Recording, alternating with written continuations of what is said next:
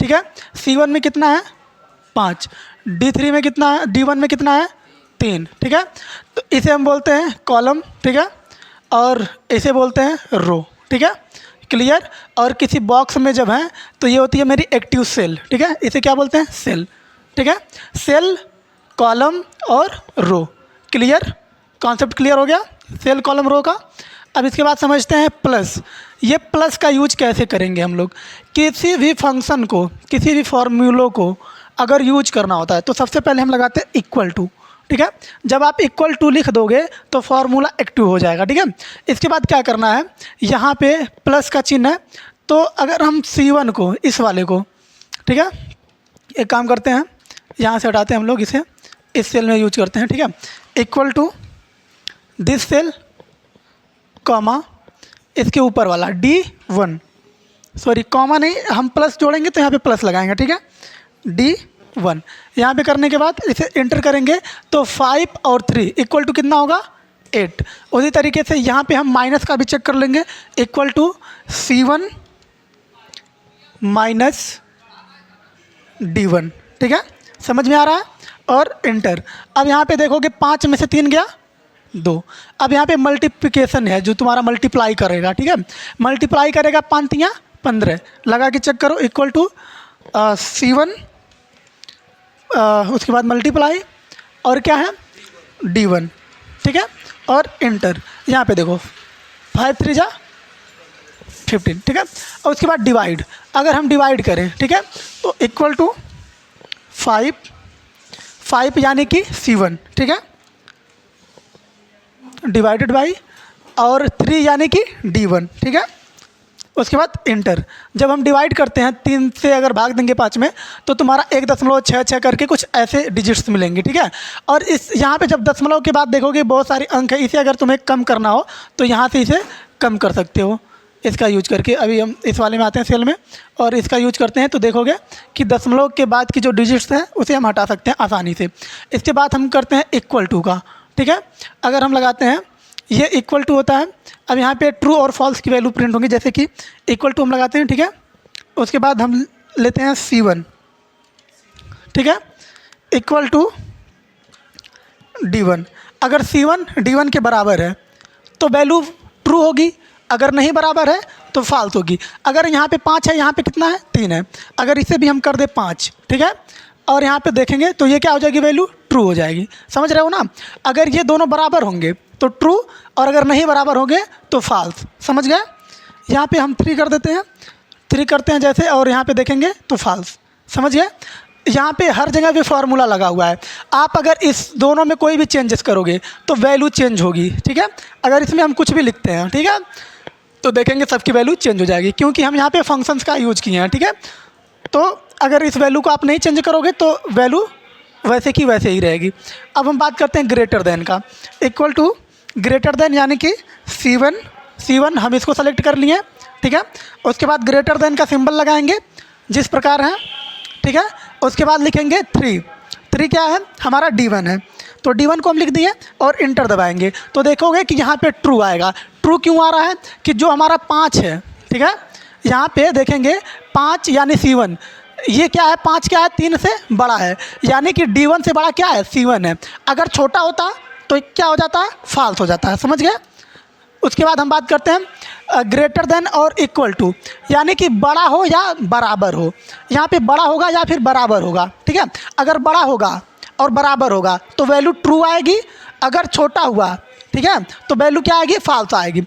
Check करते हैं, equal to लगाते हैं C और 1, ठीक है। उसके बाद greater than and equal to, ठीक है। उसके बाद क्या करना है, हमको इस वाले सेल को D1 को सेलेक्ट करना है और एंटर प्रेस करना है। तो यहाँ पे देखो हमारा 5 क्या है, 5 3 से बड़ा है, ठीक है, और यहाँ पे 3 के बराबर तो नहीं है, लेकिन अगर हम यहाँ पे कर दें 5 की जगह पे 3, ठीक है, 3 कर दिए, सॉरी इसे हम एंटर दबाते हैं, ठीक है। उसके बाद अभी ट्रू है, यहाँ पे हम कर देते हैं 3, ठीक है। अब भी 3 के तो बराबर तो है, तो वैल्यू क्या होगी, ट्रू ही होगी, नो डाउट।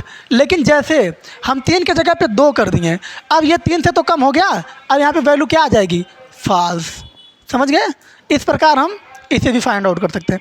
अब इसके आगे हम बात करते हैं, ठीक है। अब हमारा ट्रू हो गया वैल्यू।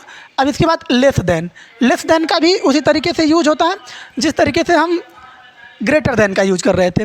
हम इसमें लिखते हैं C1, ठीक है। उसके बाद लगाते हैं लेस देन D1। अब आप लोग बताएंगे हमको, क्या C1 D1 से कम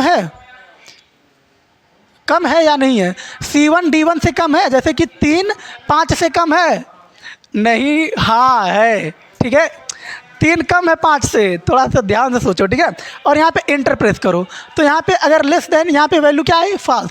अगर हम लेस देन और इक्वल टू करते हैं, ठीक है, यहाँ पे लिखते हैं इक्वल टू, ठीक, D1, ठीक है, लेस देन, सॉरी D1 लिख दिया, यहाँ पे लिखना है पहले C1, ठीक है, लेस देन D1। यहाँ पे आप लेस देन और इक्वल टू है ना, तो यहाँ पे इक्वल टू भी लगा दो।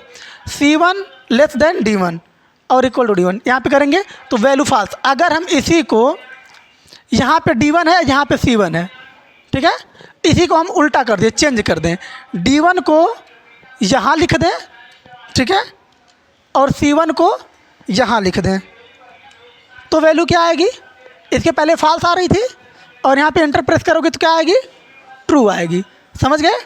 इसी तरीके से हम नॉट इक्वल टू का यूज कर सकते हैं। नॉट इक्वल टू क्या होता है?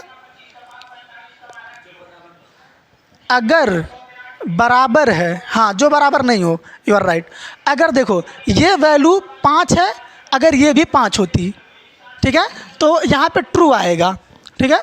लेकिन अगर ये कम बेसी है तो वैल्यू क्या आएगी? फॉल्स। यहाँ पे चेक करते हैं, इक्वल टू C1, उसके बाद नॉट इक्वल टू D1, ठीक है, और इंटर।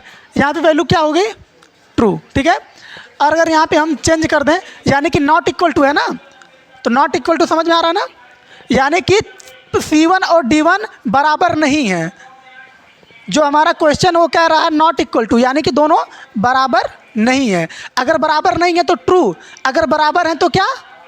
अगर हम इन दोनों को बराबर कर दें तो इसे भी 3 कर दें और यहाँ पे देखें क्या क्या आएगा? फॉल्स। समझ गए? Concept clear?